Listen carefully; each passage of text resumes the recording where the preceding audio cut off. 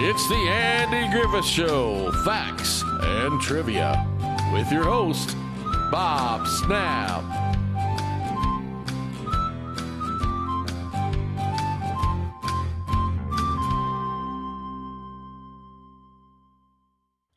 Hi guys, welcome to the Andy Griffith Show, Facts and Trivia. Let me ask you a question. Do you remember the movie Return to Mayberry? The reunion movie back in, I think it was 86. You do? I bet you there's some things you never even thought about when you were watching it. Let's see. The original Mayberry had been destroyed. In the 60s, filming of the Andy Griffith Show took place on the 40-acre studio lot in Culver City, California, the hub for Desilu production. This is why you can spot familiar Mayberry businesses and streets in other Desilu shows, such as Star Trek and Mission Impossible. However, in '76, the entire facility was demolished. Hey, at least they didn't blow it up. That meant when the production began on Return to Mayberry a decade later, in '86, a new Mayberry needed to be constructed. Now try to spot the differences. It's particularly noticeable in closing shot when Andy and Barney raised the American flag on a street that stretched to the horizon. Judy Jetson was the voice of Aunt Bee. Frances Bobbier had retired from acting following her time on Mayberry RFD. In fact, she had moved to North Carolina, to a small town not far from the fictional Mayberry. Some claim that Bobbier did not reprise her role as Aunt Bee and returned to Mayberry for health reasons. She passed away 3 years later. While others speculate she was merely not interested. Thus, Aunt Bee does not appear in the reunion movie, though her voice is heard. That is actually Janet Waldo, performing as Bee. You know the cartoon legend best as Judy Jetson, Pearl Slag Hoople, Penelope Pitstop, Josie and the Pussycats, and more.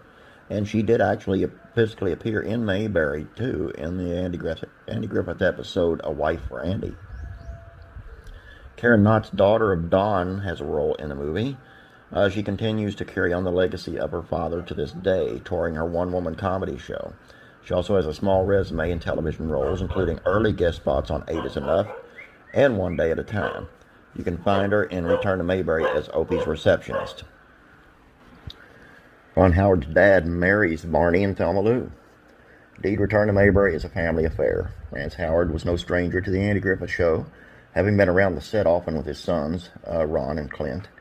You probably remember him best as the governor's driver in Barney and the Governor, also driving a bus in Cousin Virgil. Spot him in A Black Day for Mayberry and The Rumor, too. Barney switched to driving a Chevy.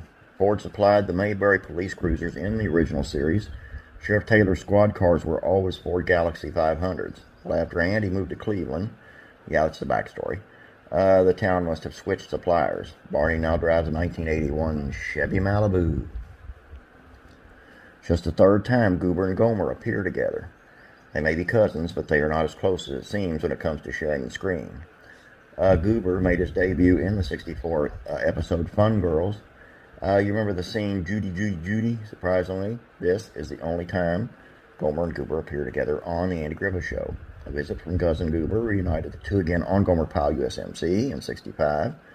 And at last, in Return to Mayberry, the cousins are closer than ever, running the gas station together.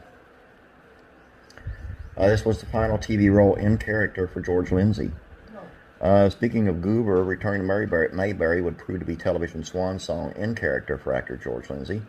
There was one brief reprise in an unlikely place. Nashville Now was a talk show on the Nashville Network in the early 90s. In 91, an entire episode was devoted to the Andy Griffith Show, with the stars as guests.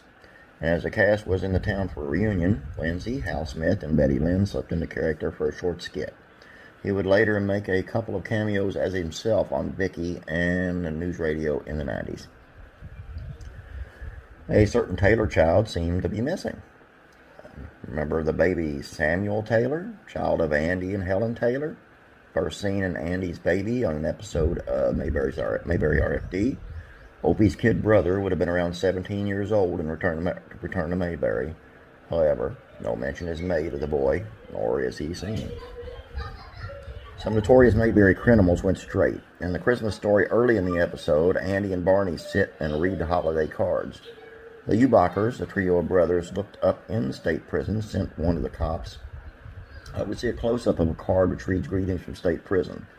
Well, the Ubackers must have reformed after 2 decades, because you can look for the Ubackers hardware store in Return to Mayberry.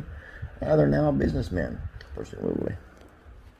Oh, there were a few more that I didn't add in there, like where was Dud Wash, where was Dud and Charlene's baby, and Alana. You know, there was their continuity problems went right into the movie, right? That's all I have for you. I appreciate you guys being here. Sorry for the noise. Please, if you have not yet, please run over to Classic Rock and Country Facts and Trivia. Head on over there. It's a pretty good one today. And if you have not yet, please subscribe over there. Appreciate it. If you have not yet, please subscribe here. It would help your old Uncle Bob a lot. Thanks. Have a great day. God bless you, and I'll be praying for you.